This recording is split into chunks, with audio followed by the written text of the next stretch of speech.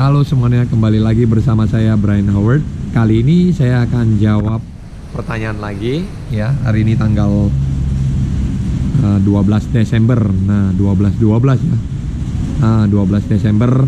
Tadi pagi baru selesai ngelatih. Ini sekarang jam 7.18 ini bisa dilihat ya. Nah, 7.18 ya. Nah, jadi saya akan langsung jawab pertanyaannya. Saya juga nggak lama-lama ya. Nah, bagi teman-teman yang bertanya dan memberikan masukan, terima kasih banyak. Dan jangan lupa ketika memberikan pertanyaan itu, tolong dikasih yang detailsnya ya. Nah, di sini ada lebih kurang 8 pertanyaan yang saya kumpulkan dari komentar. Itu setiap minggu usahakan saya tetap jawab ya. Jadi teman-teman tunggu aja, tetap saya jawab videonya per satu-satu, pertanyaannya per satu-satu.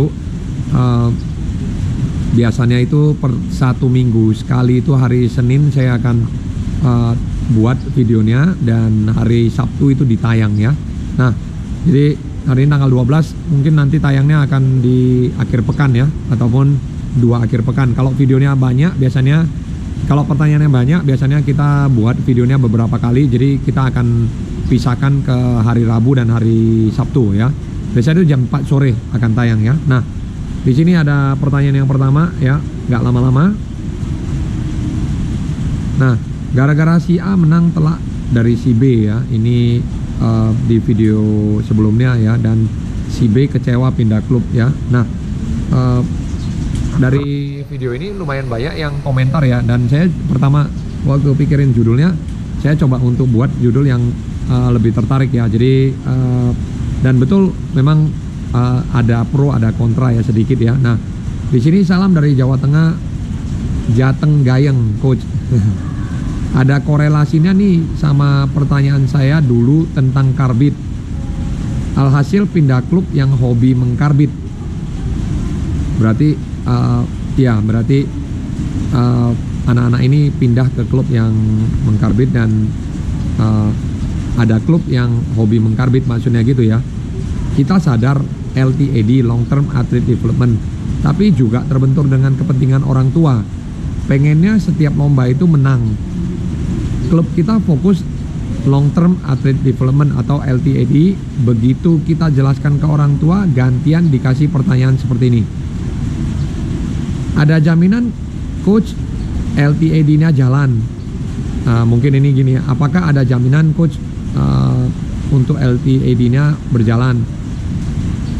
Bisa memang di usia yang diharapkan golden age ataupun golden age, kita juga nggak berani jamin, karena yang bisa buat jaminan cuman sertifikat atau BPKB. Gimana tanggapannya coach? Nah, gini ya. Jadi sebelum saya mulai ya dari menjawab pertanyaan yang ini, yang mengenai long term athlete development dengan mengkarbit ya, dengan kita katakanlah yang short term, yang jangka pendek ya. Nah, kita pelatih juga, sebagai pelatih kita harus mengkaji dan mengevaluasi, lalu habis itu kita melihat dari lingkungan kita sendiri.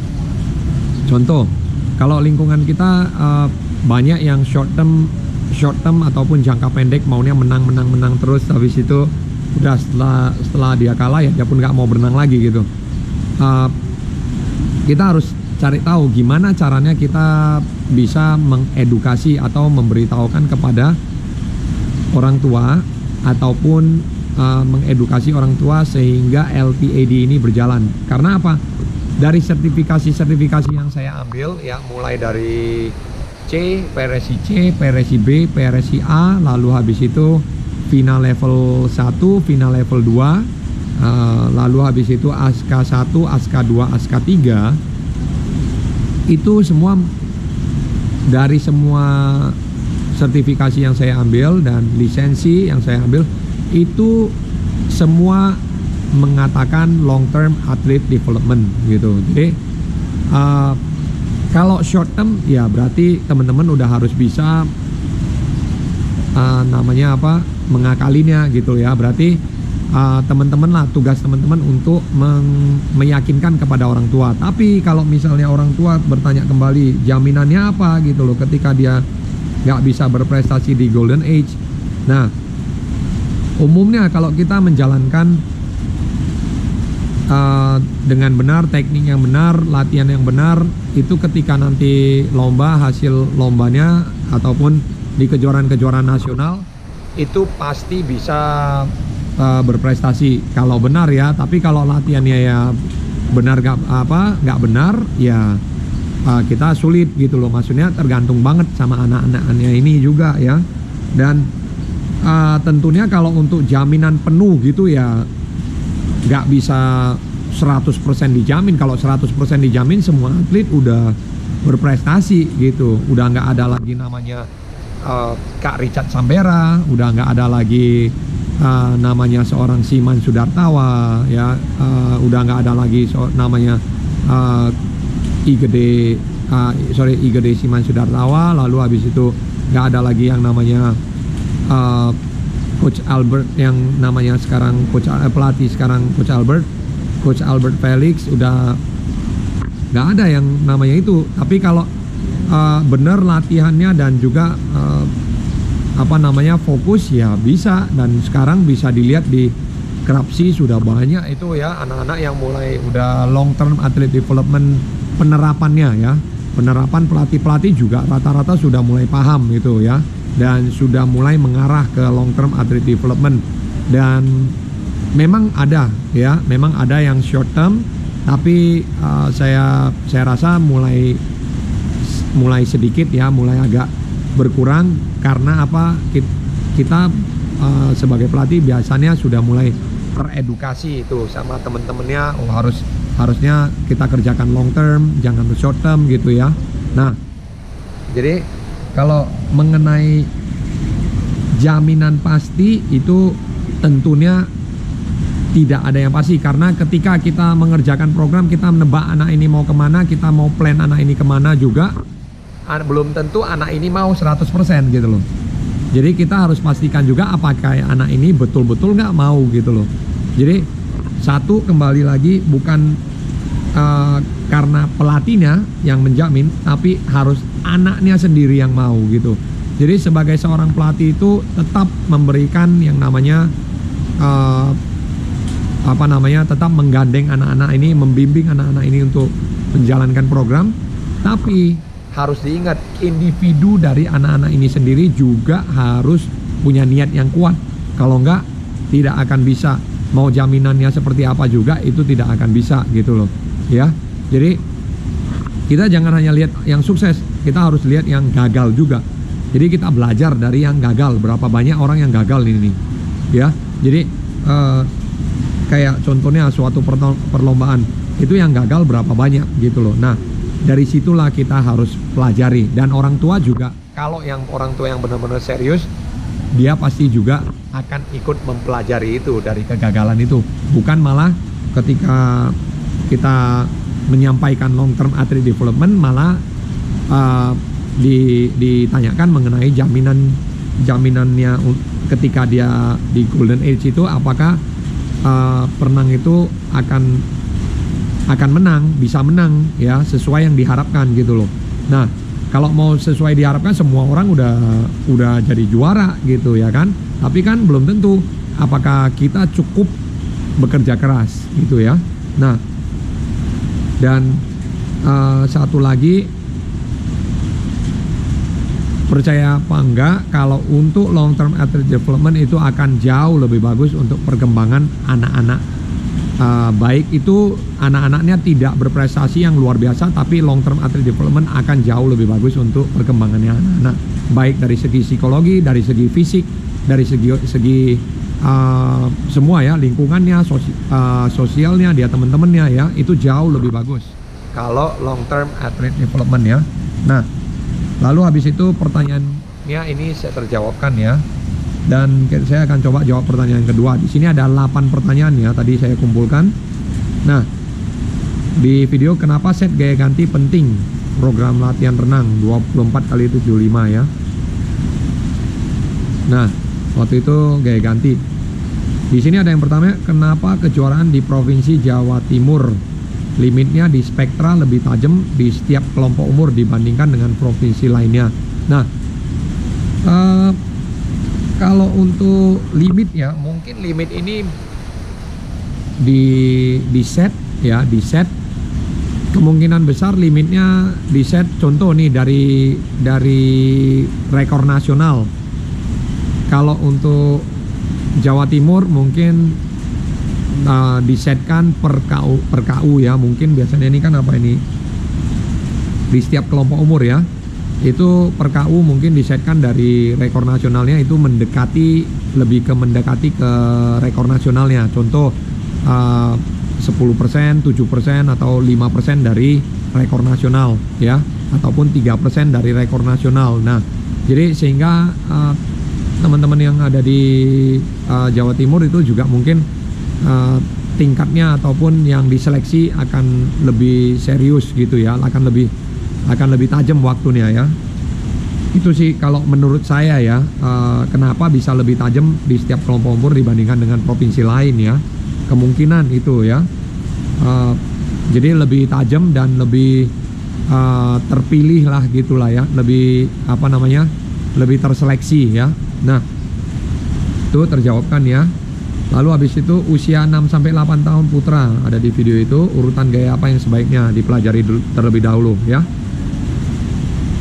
Nah, di sini ada yang bertanya, saya Wanto dari Grobogan, Jawa Tengah. Halo teman-teman yang ada di Jawa Tengah, salam balik ya. Selalu setia mengikuti konten coach. Coach mau tanya, saya sudah terlanjur kasih gaya dada dulu pada anak-anak saya. Persepsi saya supaya terlatih daya tahan dulu dan pengaturan nafasnya. Baru ini tahap 2 mau masuk gaya bebas. Gimana coach? Nah, sebenarnya nggak ada kata terlambat juga sih ya. Cuman kalau untuk gaya dada ke gaya bebas, yang saya temukan ya, umumnya kaki gaya bebasnya itu kurang sempurna ya. Karena apa? Tendangan yang pertama kali kita ajarkan adalah kaki gaya dada seperti ini ya. Sedangkan kita maunya kakinya panjang dulu, long term dulu ya. Kok long term, long axis dulu. Jadi berenangan poros panjang dulu yang kita ajarkan, baru habis itu berenangan poros pendek ya. Nah, sebenarnya nggak jadi kendala sih ya, kalau misalnya anak ini masih muda, masih bisa diajarkan dan kita masih bisa kita masih bisa ada waktu yang panjang untuk anak ini perbaiki ya, ataupun lebih menguatkan ke teknik gaya bebasnya dulu ya. Nah, nggak jadi masalah ya. Jadi kalau bagaimana coach, nggak jadi masalah. Ini kan berarti udah terlanjur ya. Lanjut aja Pak, nggak jadi masalah, asal tetap dikenalkan setelah gaya dada langsung ke gaya bebas dulu, baru ke gaya punggung dan gaya kupu ya. Nah, habis itu coba mulai kuatkan di gaya bebasnya dulu ya.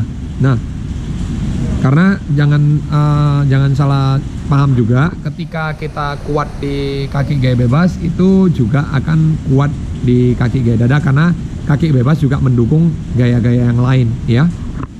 Nah, itu terjawabkan ya. Ini di video pertanyaan yang keempat, bukan pertanyaan sih, ini kayaknya ada yang ikutan giveaway ya. Nah, dapat kiriman kacamata renang pintar dari Indo Swim Gear. Nah, waktu itu 3 minggu kedua ya saya upload. Saya tunggu sampai tanggal 31 Januari 2023 ya. Itu akan saya tunggu komentar-komentarnya. Komentar sebanyak-banyaknya di video itu saja ya. Dan saya sampaikan di sini, yang mau ikutan giveaway itu tolong segera secepatnya kasih komentar supaya saya bisa baca juga dan saya bisa kaji nih mana yang mau saya kasih ya giveaway-nya ya. Di sini ada komennya ya, di sini ya. Di sini, izin ikutan giveaway coach. Saya seorang atlet dari Bandung, usia 23 tahun. Saya baru berenang 6 bulan. Karena kemarin saya mengikuti Peparda ya, walaupun kalah dan teman-teman saya mendapatkan 3 emas dan mengejek saya karena tidak dapat apa-apa. nggak jadi masalah ya harusnya ya. Walaupun pada saat itu saya sangat sakit hati dan ingin berhenti berenang, tapi entah kenapa ada kepikiran kalau saya berhenti berenang saya akan dikenal dengan orang yang gagal. Jadi saya sangat bersemangat untuk latihan, untuk saya buktikan di Peparnas 2024. Bagus ya, tetap semangat ya teman-teman ya, jangan putus asa. Walaupun baru seminggu ini saya selalu intensif untuk latihan di luar jadwal latihan tanpa pelatih saya. Kebetulan tadi coach bilang kacamata itu bisa untuk mengukur jarak. Ya, ini kacamata bisa untuk berapa lapnya, bisa ngitung lapnya, bisa ngitung distance-nya, dan bisa ngitung pace-nya ya. Lalu habis itu pasti sangat berguna bagi saya karena bisa mengukur jarak. Jadi saya kepikiran untuk membuat program per hari dan per minggu untuk menambah jarak berenang saya. Mungkin seperti itu coach, terima kasih. Baik, ini saya terima dan saya catat dulu.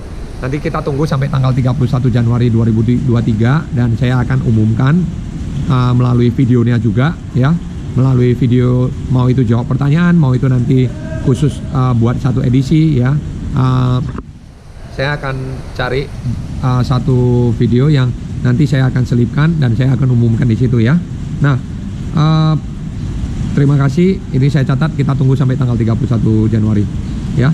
Ini ada berikut lagi sama ya, ada masukan lagi, dapat kiriman kacamata renang pintar dari Indoswimjer ya. Ini orang yang kedua ini ya. Nah, coach, saya Eko Hadi, usia 43 tahun dari Seragen, Jawa Tengah, asal Seragen, Jawa Tengah, dan profesi saya sebagai pelatih di IFES Swimming School. Nah, berarti ada IFES ya, salam balik ya buat teman-teman yang ada di Jawa Tengah dan di IFES Swimming School. Smart Gaggle atau kacamata renang pintar cocok dengan program saya untuk mengajarkan atau mengenalkan belajar mengenai race pace kepada anak-anak didik agar tidak ketergantungan kepada satu pelatih. Cara untuk melatih latihan yang berkualitas, dan saya menyiapkan atlet triathlon, dan yang menjadi kendala saya adalah atlet triathlon saya ketika kita cenderung susah untuk bertemu karena jadwal beliau yang mengemban tugas sebagai negara, sebagai prajurit TNI. Oke, dan saya pikir ini solusi yang tepat dengan arahan program dan pemakaian kacamata pintar. Walaupun saya dan atlet triathlon sulit ketemu di latihan, setidaknya dia bisa latihan tanpa adanya saya sebagai pelatihnya, dikarenakan jadwal beliau mendadak siap latihan sedangkan saya tidak siap di tempat. Jadi saya cuma kirim program latihan tanpa bisa ambil race pace-nya, dan si atlet juga lost target latihan. Alangkah senangnya jika saya mendapatkan kacamata renang pintar ini, pastilah bermanfaat dan berguna, sangat membantu saya untuk melatih olahraga atlet saya. Dan terima kasih, salam olahraga ya ini. Oke. Baik, saya terima dulu. Kita akan tunggu sampai tanggal 31. Tetap semangat Pak kalau untuk melatih, dan saya sangat mengapresiasi ya komentar ini. Kita akan tunggu sampai tanggal 31 Januari ya. Setelah itu akan saya umumkan di video berikutnya. Oke, lalu habis itu ini ada 3 ya. Saya rasa ada 3 terakhir ya. Bentar ya, saya akan cek ya. Ya, di sini 3 pertanyaan terakhir. Di sini saya akan coba selesaikan ya di video ini. Kenapa harus siku tinggi ketika berenang gaya bebas? Ini pertanyaan yang ke-6 ya. Nah, kapan coach pembahasan egg beater sama water terapannya? Kapan pembahasan egg beater sama water terapannya, bro? Terima kasih. Nah, egg beater dan water terapan sudah saya jelaskan di video sebelumnya ya. Jadi teman-teman bisa lihat di video sebelumnya, cari aja, itu ada saya jelaskan mengenai egg beater ya, dan water terapan juga seperti itu ya. Jadi teman-teman bisa lihat ya, bisa cari, bisa diklik di video itu ya dan nonton. Nah, lalu habis itu pertanyaan yang ke-7, bagaimana program latihan aerobik renang 5.000 meter open water swimming? Ini di sini ya. Nah, tanya boleh ya. Saya sedang mencoba gaya bebas tendangan kaki kiri serentak dengan ayunan tangan kiri, demikian juga dengan kanan. Tangan gaya bebas ya, serentak dengan tarikan tangan sebelah kanan dengan kanan, kiri dengan kiri. Oke. Ketika muka hadap ke dasar kolam, tahan nafas untuk beberapa ayunan. Kedua kaki bisa lurus, tapi jika rutin ambil nafas, maka kedua kaki cenderung turun. Mohon petunjuknya, Coach. Nah, kalau untuk gaya bebas, saya rasa kalau coba satu kaki tendang, katakan tangan kanan tarik, tangan kiri juga tendang. Saya rasa gini ya, harus kalau mau coba pelajari dari situ, mungkin satu, tangan kanan ketika tarik itu kaki jangan tendang dulu ya, tangan kanan tarik, kaki dilepas dulu. Kalau mau seperti itu ya. Jadi ketika tangan kanan tarik itu kaki kiri sama kaki kanan berhenti dulu. Ketika udah selesai, coba untuk tendang sekali dengan kaki kanan ya. Ketika tangan kanan, setelah tangan kanan selesai itu tendang sekali dengan kaki kiri. Seperti ini ya. Saya akan coba contohkan ya langsung. Di sini saya panjangin sedikit ya.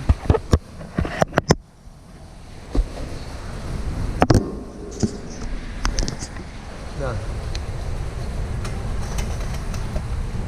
jadi ketika saya akan sedikit. Yes. Ketika tarikan tangan kanan, habis itu tendang sekali kaki kanan. Ini ya, maksudnya ini ya. Jadi ketika tarik kanan juga tendang kanan ya. Saya coba cek ya. Kalau misalnya kanan, harusnya tendangannya ke kiri ya, karena kan kalau tarikan kanan otomatis kaki kiri ini kan tendang ya. Lalu habis itu basuh, lalu kaki kanan harus tendang. Nah, biasanya itu kita kerjakan yang namanya satu tangan tiga kaki. Habis itu satu tangan tiga kaki. 1, 2, 3, 4, 5, 6. 1, 2, 3, 4, 5, 6. 1, 2, 3, 4, 5, 6. Nah, yang 1, 2, 3 itu kakinya ya. 1, 2, 3, 4, 5, 6. 1, 2, 3, 4, 5, 6. Jadi tangan kanan ketika tarik itu yang tendang adalah di kaki kirinya ya. Tapi kalau tangan kiri yang narik itu yang tendang yang kanannya ya. Nah, mungkin itu lebih efektif ya.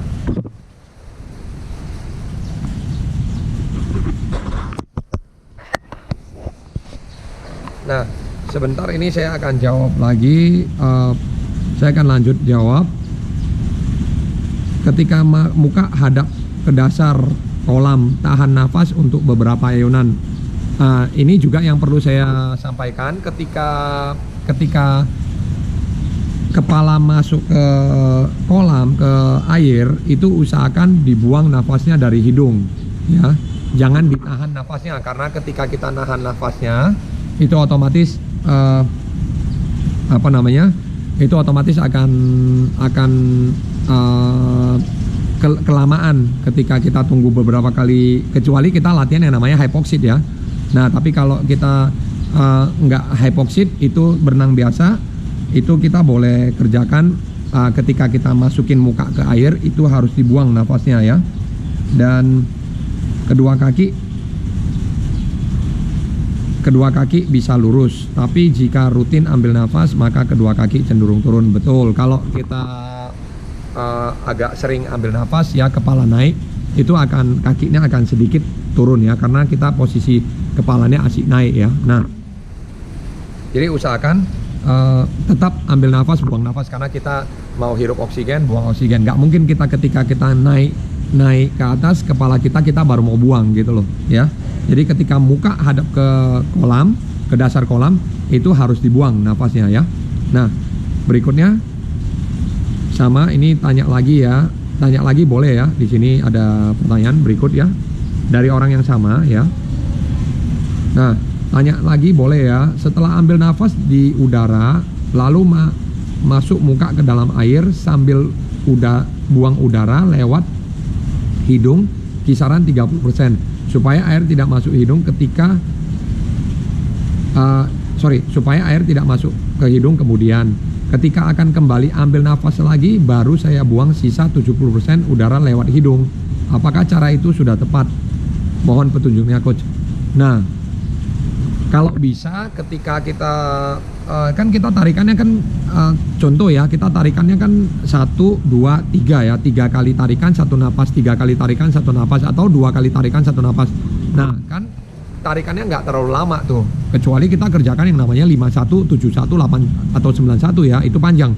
Tapi kalau kita kerjakan yang namanya 21, 31 itu nggak usah ditahan terlalu lama, habis ambil, habis itu buang, ambil, buang ya. Jadi ambilnya pun penuh 100%, buangnya pun penuh 100%, sehingga kita nggak nunggu kelamaan ya. Dan juga kita nggak jangan diatur kayak 30%, 70% ya. Kalau mau buang, buang penuh semuanya ya. Nah iya 100% ya. Jadi ketika kita ambil nafas pun kita lebih langsung ngambil nafas ya, yang banyak gitu loh ya. Jadi nggak terhambat kayak setengah-setengah seperti itu ya. Oke, mungkin itu terjawabkan ya dari pertanyaan teman-teman. Itu aja video kali ini. Jangan lupa berikan kritik dan saran di kolom komentar. Saya Brian Howard, sampai jumpa di video berikutnya. See you in the next video.